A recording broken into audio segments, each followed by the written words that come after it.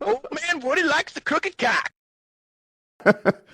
Yeah, let's just cancel this whole thing. It's good because it was fucking CNN and like all the major networks and the FBI shit on this guy's name for like a year and a half until he's getting death threats. His life is being ruined. He's hiding, and that's what this movie is about. And in reality, I don't like to throw around the word hero, but saved a lot of people by doing his job well because he was a security guard or something like that.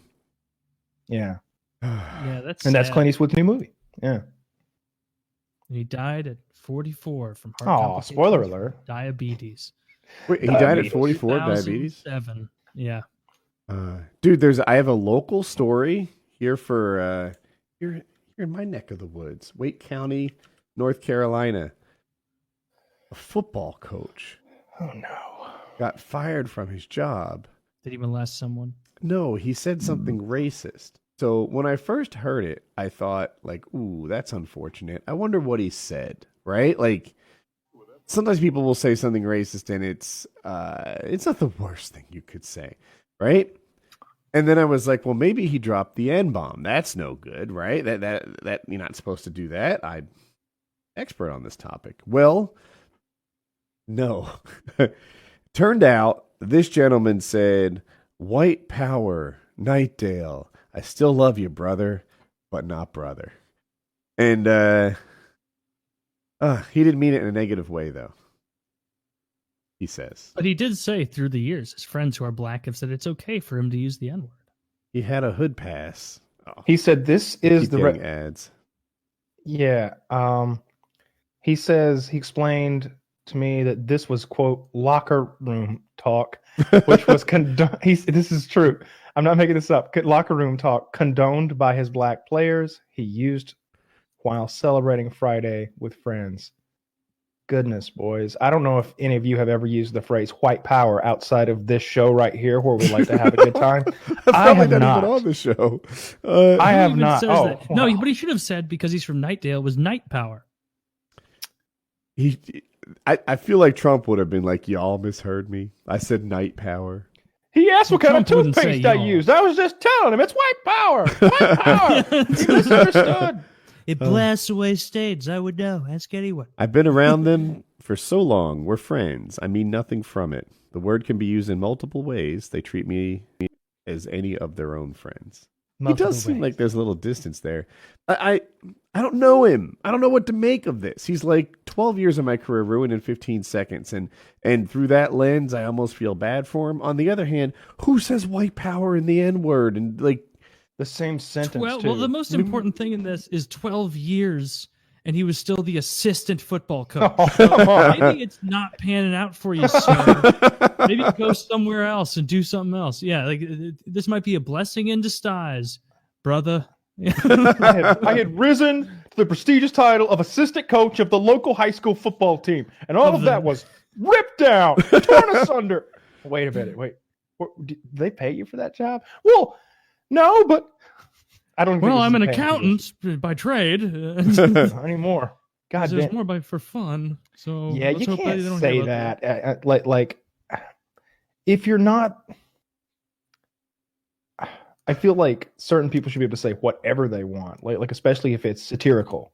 But this wasn't satire. This was him like making a public statement, and it like no tongue in cheek. No, this is how the guy was talking, and he even admits almost in his explanation that like, hey, I say this all the time. Nobody's got a problem with it. All right, well, we do. I don't like him saying white power. I completely stay away from the N-word now. But I did used to find the A and R thing a little weird. It's in media. Like if I read Tom Sawyer, can I still not say it? If it's in you can say it if you're reading Tom Sawyer. It's just funny that every you top can't 40 say it song if you're has quoting it in there someone. Now 100 I know it times. was a misquote, but you can't say it if you're quoting someone. Can you say it if you're reading something? Like where the rules are very complicated for me. But the white power thing, it's not a close call. What were you saying?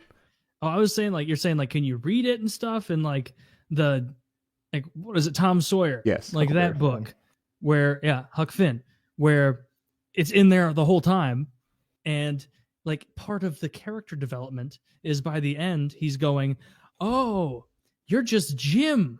You're Jim. Okay, Jim, you're not N-word Jim that I've been calling you the entire book. And like, if you remove that from the book, then you remove the entire character arc, which is him coming to the realization that this is a person I'm talking to that doesn't need a qualifier like that in front of it. You're just Jim. Yep. You don't need N-word Jim. You're absolutely right. And so when you take that out of certain like historical texts like that, because that is historical at this point, like, you lose a lot of the punchiness and the original meaning. Like, people right now are like, oh, that book's like racist. It's like, it was literally an anti-racist book showing the progression of someone growing to realize their past mistakes. Yeah, guy was an escaped slave. Anyway, I mean, criminal. Jesus. Well, you don't have to argue that point here, sir. Yeah, so I find the rules it's the white power that puts it over the edge. Yeah, the N-word is very complicated. The rules for that, and I've simplified them for myself. Just use the B word. But it's funny. I feel like we're gonna be real loose with it now. Hell yeah, brother. Yeah. Yes. What's up, brothers? It's all good. But the white power thing, I don't know how he could possibly. What was he thinking? How funny would it be if like they're like that's like a 200-year-old like school slogan. They're in all white with white helmets. And he's like chanting that, and he's like, no, not like that. It's because of the uniform. George, it's because of the uniform. You can't say it, Jerry. You can't say it. Do you know who's doing Steinbrenner's voice? You know, they always go Larry David.